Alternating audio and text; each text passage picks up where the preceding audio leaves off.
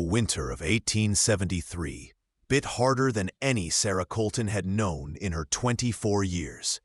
She stood behind the bar of the Dusty Rose Saloon in Redemption, Colorado, her fingers numb despite the fire crackling in the corner. The bruise on her cheekbone had faded to a sickly yellow, a parting gift from the saloon owner, Dutch Kearney, who'd made it clear that her debts would be paid one way or another. "One more week, Sarah," Dutch had snarled that morning, his whiskey breath hot against her face. "Then you're mine, proper-like. Preachers coming through and we'll make it legal." She'd been working in the saloon for 8 months, ever since her father's ranch had been seized for debts she hadn't known existed. Dutch had offered her a job. Waitressing, he'd said. But the work had darker expectations, and every day she felt herself disappearing a little more. The small silver locket around her neck, her mother's last gift, seemed to grow heavier with each passing hour. It was the only thing of value she had left. If you're enjoying this story, I'd be so grateful if you could take just a moment to subscribe to the From Wild West channel and give this video a like. It truly means everything to us and motivates us to bring you more quality content like this. Thank you so much. The saloon door swung open, letting in a gust of snow and a man Sarah had never seen before. He was tall, well over 6 feet, with broad shoulders that filled his worn canvas coat. Dark hair fell past his collar, and several days of stubble shadowed a jaw that looked carved from the same granite as the mountains outside. But it was his eyes that stopped her cold, pale gray like winter sky, and holding a depth of sorrow that somehow felt familiar. "Whiskey," he said, his voice low and rough from the cold. Sarah's hands shook as she poured. The stranger watched her with an intensity that should have frightened her, but didn't. When she set the glass down, their fingers brushed, and something electric passed between them, a recognition that made no sense. "You're shaking," he observed. "It's cold." "That's not cold. That's fear." He pushed the whiskey aside, untouched. "Who hurt you?" "I don't know what you—" "Your cheek, the way you flinched when I moved, and the way that man in the corner's been watching you like a hawk watches a rabbit." His eyes flicked to Dutch, who was dealing cards but keeping one eye on Sarah. "You work here by choice? Does anyone choose this life?" The words slipped out before she could stop them. The stranger leaned forward, his voice dropping so low only she could hear. "How much do you owe him?" $200. Might as well be 2,000. She laughed bitterly, touching the locket at her throat. "I was thinking this is silver. Real silver. Maybe I could—" "No." The word came out sharp, and his hand covered hers, stopping her from unclasping the necklace. His palm was warm, calloused, and solid. "You don't trade your mother's memory for temporary freedom. There's another way. You don't know it was my mother's. I can see it in your eyes when you touch it. Same way I see a woman worth saving, not a saloon girl worth using." He stood, reaching into his coat pocket. "I'll pay your debt." Sarah's heart lurched. "I won't be owned by another man. I'd rather starve." "Good, because I'm not buying you, I'm hiring you." He placed $200 in gold coins on the bar, more money than Sarah had ever seen at once. "I need a cook and housekeeper for my ranch. Room, board, and $40 a month. You can leave any time you want. Only rule is you work honest and you don't steal. Deal?" She stared at the gold, then at him, searching for the trap. Men didn't do things like this. Not in her experience. "Why?" she whispered. "Because somebody helped me once when I had nothing. Figure it's time I paid that forward." He extended his hand. Name's Cole Dawson. Got a horse ranch about 10 miles north of here. Sarah Colton. She took his hand, and the warmth of it spread up her arm. But if you think, I think you need a way out, and I need help I can trust. Nothing more complicated than that. He pulled his hand back. Though she noticed, he seemed reluctant. Get your things. We leave in 10 minutes. Dutch was at her elbow before Cole reached the door. That money's stolen, and I ain't letting you walk out of here with my property, girl. Cole turned slowly, his hand resting on the gun at his hip. She's not property. She's a person. And the money's clean, earned from selling horses to the army at Fort Collins. You got a receipt for that if you need proof.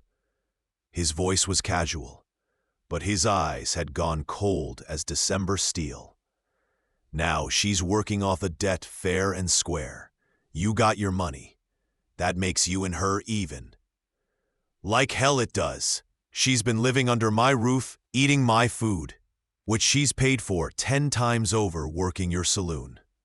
Cole took a step forward. We can do this easy, or we can do it hard. But either way, Sarah Colton walks out that door with me, and you don't follow. The saloon had gone silent. Every eye was on the standoff. Dutch's hand twitched toward his gun, but something in Cole's stance made him reconsider.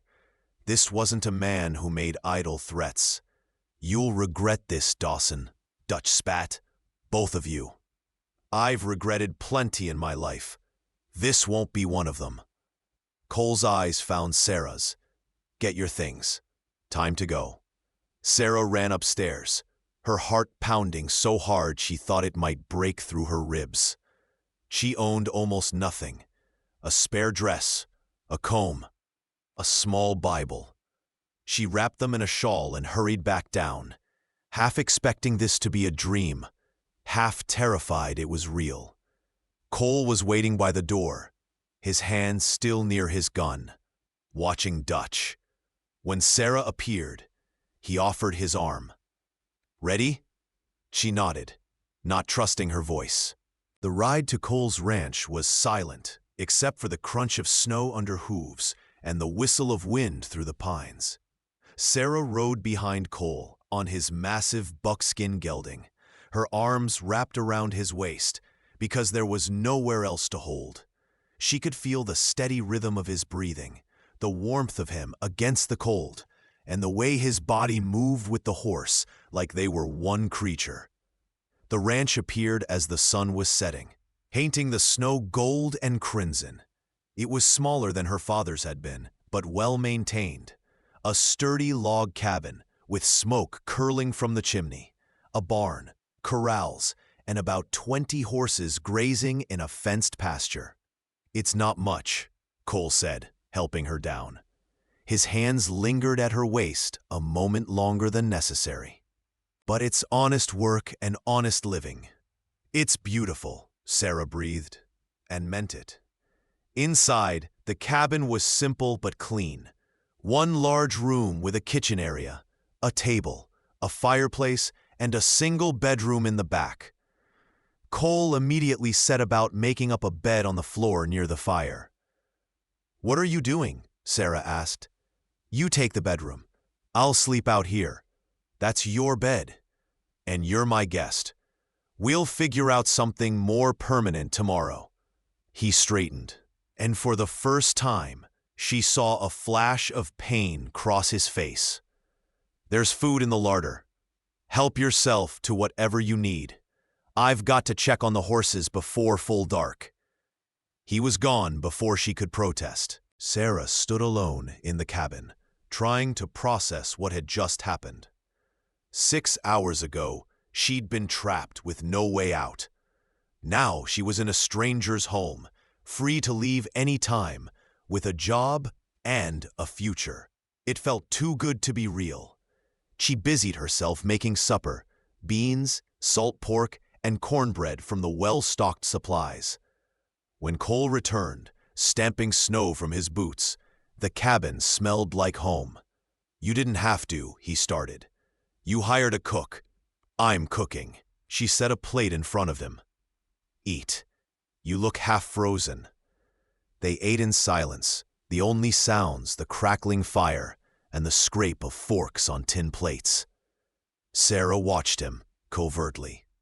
There were scars on his hands, a thin white line across his left cheekbone, and a weariness in his eyes that spoke of hard years. He caught her looking and offered a small smile. You got questions? Go ahead. Why did you really help me? Cole set down his fork, considering. I told you the truth. Somebody helped me once. I was 17, green as grass, and I just watched my parents die of cholera. Lost everything. Was about to put a bullet in my head when an old Cheyenne man named Two Hawks found me. He gave me work, taught me about horses, showed me how to survive. Spent 5 years with his people before I came back to white man's world. He touched a leather cord around his neck, from which hung a small carved stone. He told me once that we're all connected, like threads in a blanket. Pull one thread wrong, and the whole thing unravels. But if you strengthen the threads near you, the whole blanket holds. You were a thread that needed strengthening. Sarah felt tears prick her eyes. I don't know how to thank you. Don't need thanks. Just need honest work and somebody I can trust. That enough? Yes. She swallowed hard.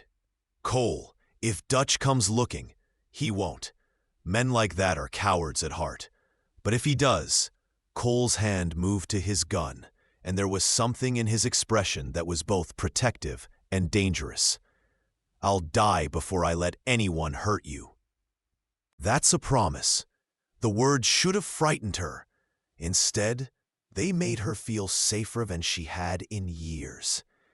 The first weeks passed in a rhythm that felt almost normal. Sarah woke before dawn to start breakfast, then cleaned the cabin while Cole worked with the horses. He was training them to sell, a mix of wild mustangs he'd caught and gentled and bred quarter horses with good bloodlines. She'd never seen anyone work with animals the way he did. No whips, no harsh words. Just patience, touch, and an understanding that seemed almost mystical.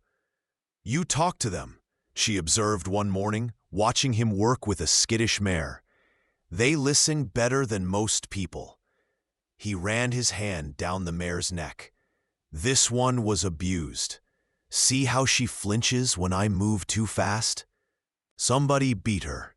Now she thinks every hand is coming to hurt her. How do you fix that? Time, patience, showing her over and over that I'm not going to hurt her, that she's safe. His eyes met Sarah's, and the weight of the moment settled between them. Same way you heal anything that's been broken. Go slow. Prove you're trustworthy. Don't rush. Sarah felt her face flush. Could you teach me to work with them, I mean? You want to learn? I used to help my father. Before. She trailed off. I miss it. The horses, the land, feeling useful. You are useful. Best cook I've had in 5 years. But he was smiling. Come here, let me show you. He taught her everything. How to read a horse's ears and eyes, how to move in ways that didn't threaten. How to gentle touch could do what force never could. They worked side by side, and slowly, Sarah felt something inside her begin to heal. The fear that had lived in her chest started to ease.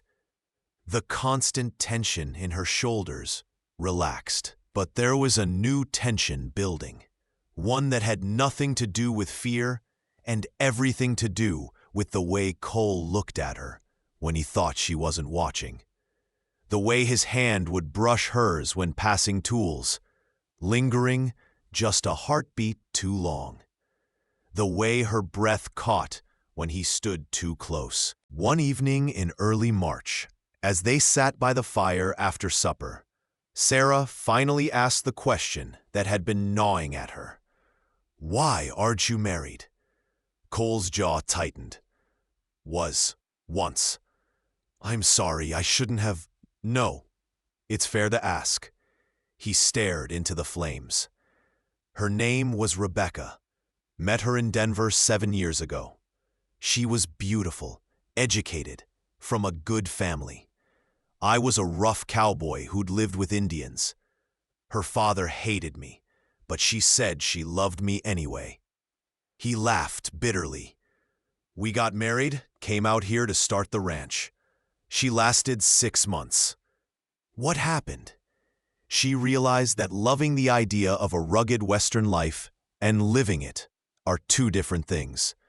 The isolation, the hard work, the winters.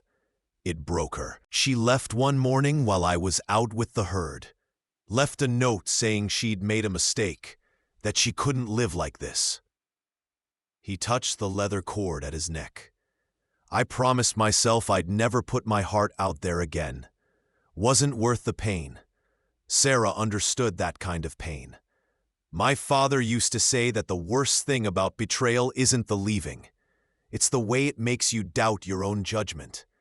Makes you wonder if you ever really knew the person at all. Your father sounds like a wise man. He was, until the drink took him.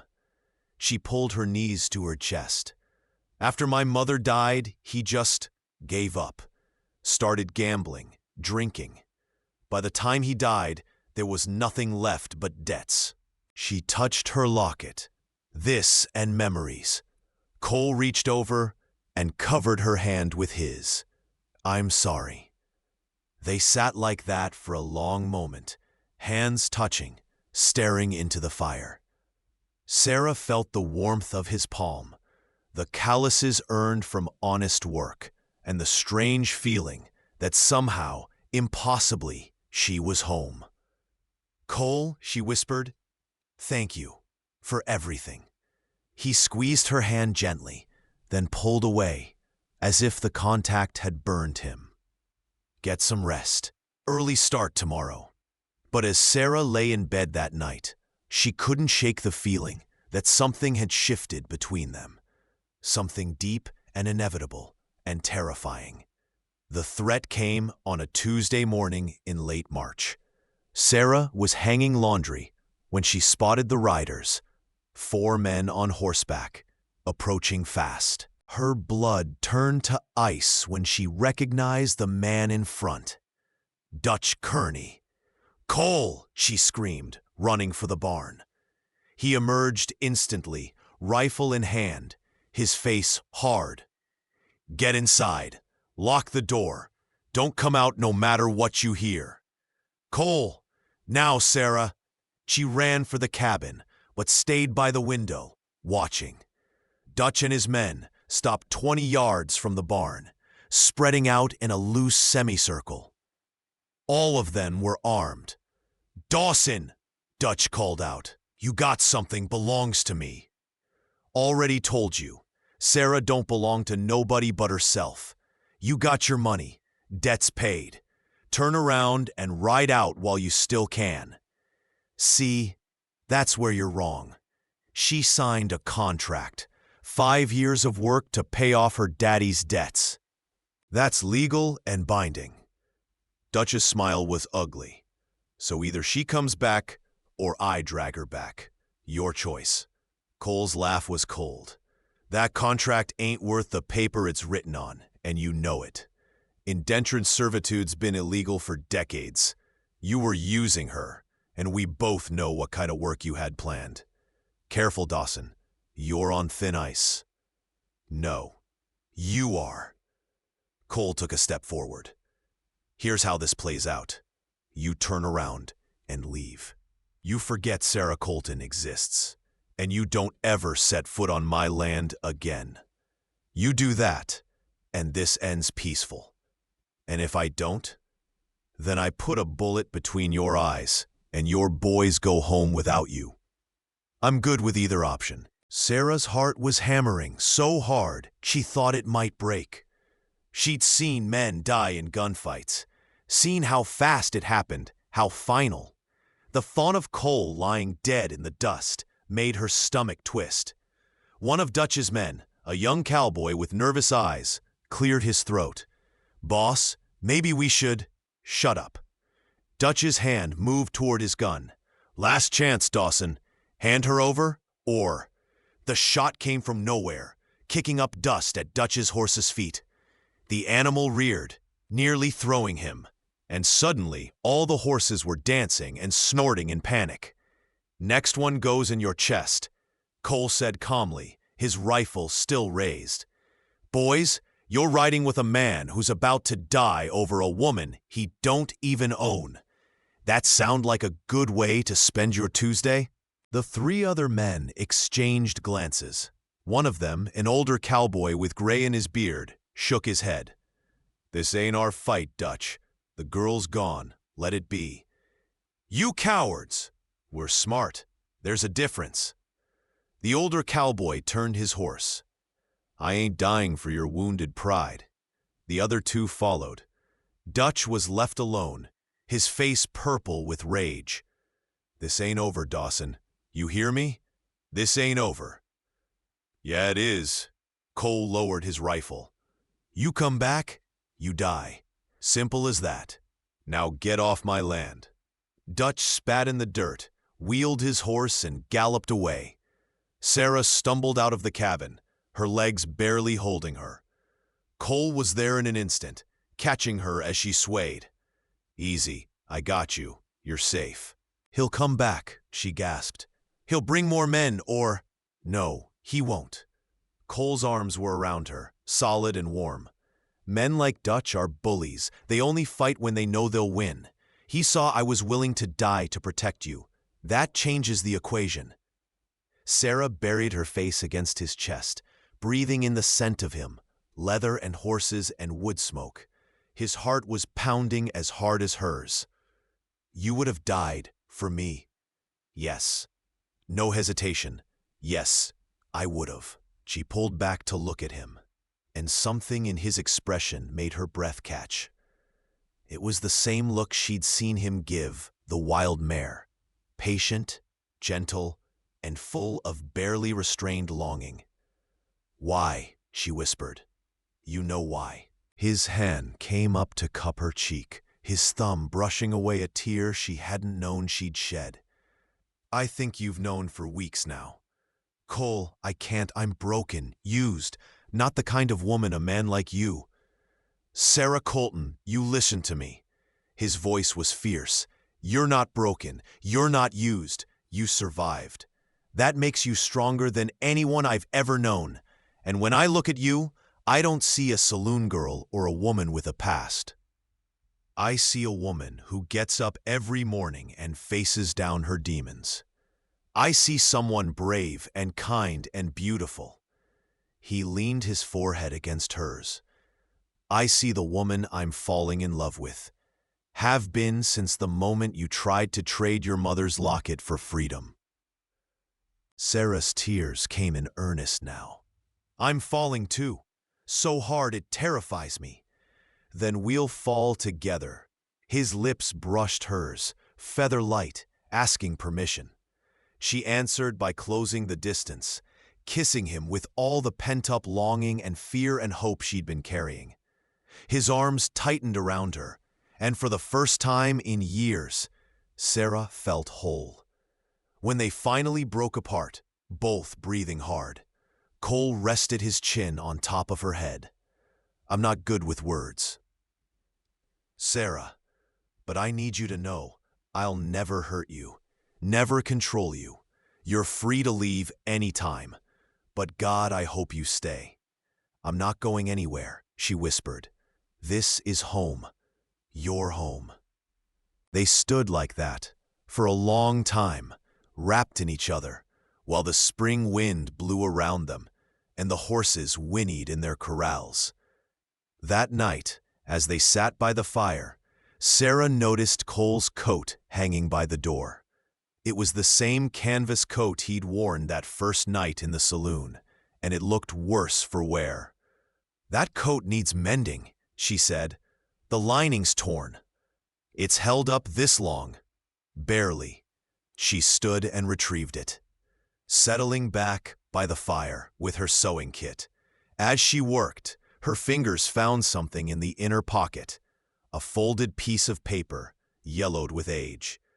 "What's this?" Cole glanced over and went very still. "That's old. Just an old letter." But Sarah was already unfolding it, curiosity getting the better of her. The handwriting was shaky, as if written by someone very ill or very old. The date at the top made her heart skip. April 15th, 1863, 10 years ago. She began to read. "To the man who finds this letter, my name is Two Hawks of the Cheyenne people. I am dying, and there are words I must speak before I walk the spirit road. 10 years ago, I had a vision. The Great Spirit showed me a young white man who would come to me broken and ready to die. He showed me that this man would become my son in all but blood, and that through him a thread in the great blanket would be mended.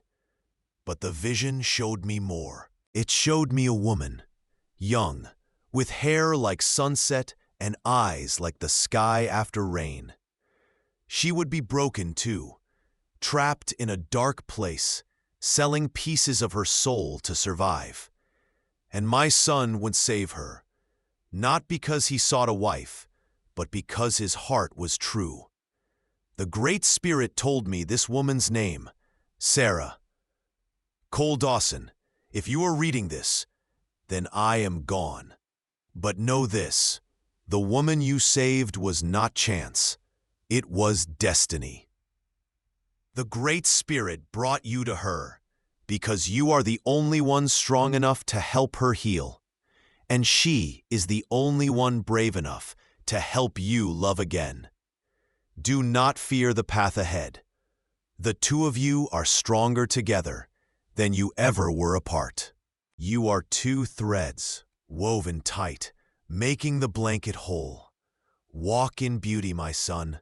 Love her well." Two Hawks, Sarah's hands were shaking so hard the paper rattled. Cole, this letter." "I know." His voice was rough. "I've read it 1,000 times. Never understood it until the night I walked into that saloon and saw you. You were trying to trade your locket. You had hair like sunset and eyes like sky after rain. And your name was Sarah. This was written 10 years before we met, before I was even born into the woman I became." "I know." Cole moved to kneel beside her, taking her hands. "I don't understand it. Don't know if it's destiny or coincidence, or just an old man's dying vision. But I know this. The moment I saw you, something in me recognized something in you. Like we've been waiting for each other our whole lives without knowing it." Sarah looked down at the letter, then at Cole's face, and suddenly everything clicked into place. The instant connection. The way he'd known exactly what she needed. The feeling of coming home. The saloon girl found a letter in the drifter's coat. It was addressed to her, written 10 years before they met. Crazy, isn't it? No. She cupped his face in her hands. It's perfect. It means we were always supposed to find each other. That everything we survived, all the pain and loss and fear, it was leading us here, to each other. Cole kissed her palms, then her wrists, then pulled her close. "Marry me, Sarah. Not because some vision said we should, but because I can't imagine my life without you. Because you're the bravest, strongest, most beautiful woman I've ever known. Because I love you more than I thought it was possible to love anyone." Yes, she was crying and laughing at the same time. Yes, 1,000 times yes. They were married 2 weeks later by a circuit preacher who happened through redemption. Sarah wore a simple white dress that Cole had bought in town, and she carried wildflowers he'd picked that morning. There were only a handful of witnesses, the preacher, the general store owner, and his wife, and a young Cheyenne man named Running Deer, who'd been a student of Two Hawks. When Cole slipped the ring on her finger, a simple gold band he'd forged himself, Sarah felt the weight of destiny settle around them like a warm blanket. "With this ring, I promise you freedom and love," Cole said, his gray eyes locked on hers. "I promise to be your partner, not your owner. To stand beside you, not over you. To love you in the hard times and the good. To be the thread that strengthens you as you strengthen me." Sarah's voice shook with emotion as she repeated her own vows. "I promise to trust you with my broken pieces, knowing you'll help me put them back together. I promise to be your home as you are mine, to love you fiercely and honestly in all the ways I know how." "Together." "Okay, together," Cole echoed, and kissed her as man and wife. The celebration was simple: dinner at the general store, music from a fiddle player, dancing under the stars. But as Sarah whirled in Cole's arms, her white dress spinning, she couldn't remember ever being happier. Later, as they rode home under a full moon, Sarah leaned back against her husband's chest and felt the steady beat of his heart. "Tell me about Two Hawks," she said. "Tell me everything." So Cole did. He told her about the old man who'd found him half dead and full of grief, about learning to read the land, to understand the language of horses, to see the connections between all living things, about the 5 years he'd spent learning to be strong and patient and kind. He used to say that love wasn't about possession, it was about witnessing, seeing someone completely, all their light and shadow, and loving all of it. Cole's arms tightened around her. "That's how I love you, Sarah. I see you, all of you, and I love every part. Even the broken parts? Especially the broken parts. They're what made you strong." Their first night as husband and wife was gentle and slow, full of whispered promises and careful touches. When Cole's hands trembled as he unlaced her dress, Sarah covered them with her own. "I'm not fragile," she whispered. "You won't break me. I know, but I'll die before I hurt you." She guided his hands to her waist, her lips to his. "Then love me, Cole. Love me the way we were always meant to be loved." And he did, with patience and passion, with words and touches that spoke of forever, with a gentleness that healed even as it ignited. They came together like they'd been made for each other, two broken pieces finally made whole. Afterward, as they lay tangled together, Sarah traced the scars on Cole's chest. White lines from a knife fight, puckered circle from a bullet, countless smaller marks from hard living. "Tell me their stories," she said. So he did, and she told him hers, the scars on her soul, if not her body, the ways she'd survived, the strength she'd found in the darkest places. They spoke until dawn painted the sky gold, learning each other's histories, their hopes, their fears. "We're quite a pair," Sarah said as the sun rose. "The broken cowboy and the saloon girl." "No," Cole kissed her temple. "The healed man and his warrior woman. That's who we are now." The years that followed were not easy, but they were good. The ranch prospered as Cole's reputation for honest dealing and well-trained horses spread. Sarah proved to have a gift for breeding. She could spot bloodlines and match stallions to mares with an instinct that amazed even Cole. They weathered droughts and hard winters, cattle thieves and wolves, the constant challenges of frontier life. But they weathered them together, and that made all the difference. Sarah never forgot the life she'd escaped. and she used that memory to help others. When she heard of women in desperate situations, she found ways to help. A job here, a safe place there, a quiet word to Cole that yes, they could afford to hire another hand even if that hand wore a dress. "You're building your own threat network," Cole observed one evening as they watched the sunset from their porch. "I learned from the best." She leaned against his shoulder. "Two Hawks was right. We're stronger together. Always will be." 5 years after their wedding, Sarah discovered she was pregnant. She told Cole on a spring morning, much like the one when they'd first met, with wildflowers blooming and the mountains sharp against a brilliant sky. His reaction was immediate and primal. He swept her into his arms, buried his face in her hair, and whispered broken prayers of gratitude against her skin. "You're going to be a father," she said, laughing and crying at once.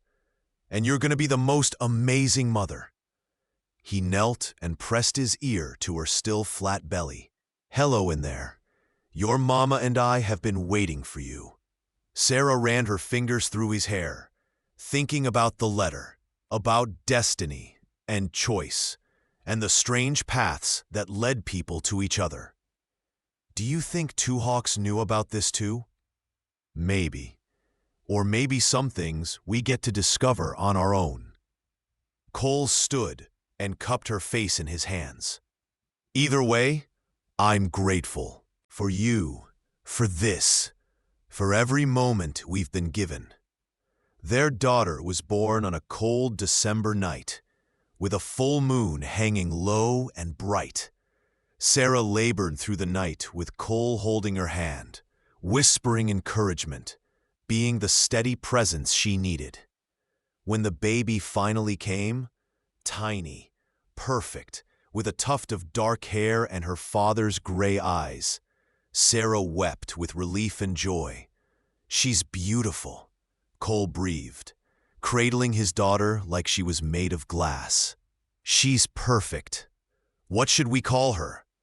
Cole looked at the baby, then at Sarah, then at the moonlight streaming through the window. "Rebecca, after my first wife, because she taught me what love wasn't, which helped me recognize what love is when I found you." Sarah felt her throat tighten. That's generous of you. It's honest. And I want our daughter to know that even our mistakes can lead us to where we're meant to be." He placed the baby in Sarah's arms. "Besides, we'll call her Becca. Make the name our own." Little Becca grew up wild and free, learning to ride before she could walk properly, learning the language of horses from both her parents, learning that strength could be gentle and gentleness could be strong. On her 10th birthday, Cole gave her a letter. "This is from a man named Two Hawks," he said, kneeling to her level. "He was my teacher, and in a way, he's the reason you exist. When you're old enough, read this letter. Understand what it means. And know that you come from a long line of people who believed in love and destiny and second chances." Becca held the yellowed paper carefully, her young face serious. "Was he right about you and Mama?" "Yes." Cole looked at Sarah, who was watching from the porch, and felt the same surge of love he'd felt that first night in the saloon. He was right about everything. The ranch continued to grow, as did their family. A son, then another daughter. Then twin boys who ran wild and free across the land. The cabin was expanded, then rebuilt entirely into a proper house. But they kept the original room where Sarah had first slept, where Cole had made his bed on the floor, where two broken people had begun to heal. Years later, when Sarah was 45 and Cole was 53, they stood in that room and remembered. "Hard to believe it's been 20 years, Sarah said, touching the window where she'd watched Cole face down Dutch Kearney. Best 20 years of my life. Cole wrapped his arms around her from behind. You know what I remember most about that first night? What? The way you tried to trade your locket. The way you were ready to give up the last piece of your mother to survive. He turned her to face him. And the way you looked at me when I said no. Like you couldn't believe someone would see you as more valuable than gold. I couldn't. No one ever had. Sarah touched his face, the gray now threading through his dark hair, the lines carved by sun and wind and laughter. You taught me my worth. You gave me back myself. No, you always had it. I just helped you remember. They kissed, slow and sweet. A kiss that held 2 decades of partnership and passion, of struggle and triumph, of becoming the people they were meant to be. That night, Sarah took out Two Hawk's letter and read it again, as she did every year on their anniversary. The paper was fragile now. The ink faded, but the words still rang true. The woman you saved was not chance. It was destiny. She thought about that first night, how close she'd come to giving up, how impossibly unlikely it was that Cole would walk into that saloon at that exact moment, how everything had to align perfectly for them to find each other. Destiny or chance, faith or coincidence. In the end, it didn't matter. What mattered was that they'd found each other, that they'd chosen every day to love each other well, that they'd built something beautiful from the broken pieces of their pasts. Sarah folded the letter carefully and placed it back in its special box. Then she went to find her husband, to dance with him under the stars one more time, to be grateful for the impossible gift of their love. Behind her, unnoticed, the letter glowed faintly in the moonlight. And somewhere, in the place where spirits walk, an old Cheyenne man smiled. The threads were strong, the blanket held, and 2 souls who'd been lost had finally found their way home, together. Thank you so much for listening to this story. I'd love to know where you're enjoying this tale from. Are you listening at home, during your commute, or perhaps while working? Please subscribe to the From Wild West channel and share your thoughts in the comments below. What did you think of Sarah and Cole's journey? Your feedback means the world to us.